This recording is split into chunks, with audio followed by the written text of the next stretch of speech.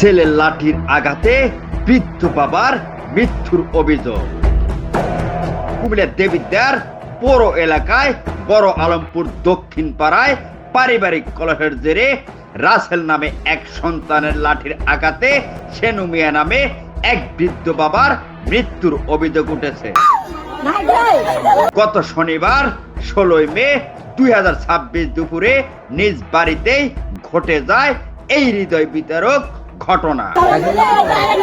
নিহত সেনু মিয়া ওই এলাকার মৃত্যু আকমত আলীর ছেলে।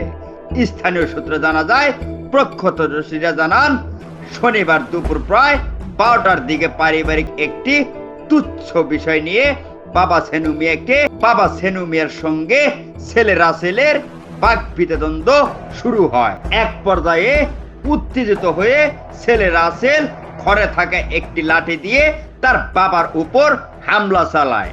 লাঠির আঘাতেই গুরুতর আহত হয়ে সেনু মিয়া ঘটনাস্থলে অচেতন হয়ে পড়ে যান।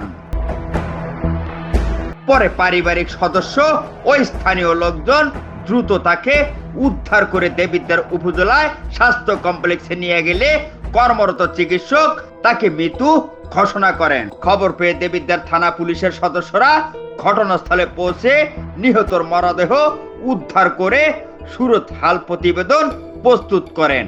পরে ময়নাতদন্তের জন্য মরদেহ কুমিল্লা মেডিকেল কলেজ হাসপাতালে মর্গে পাঠানো হয়েছে বলেও জানান মোহাম্মদ শাহ শহীউদ্দিন, কুমিল্লা ক্রাইম বার্তা।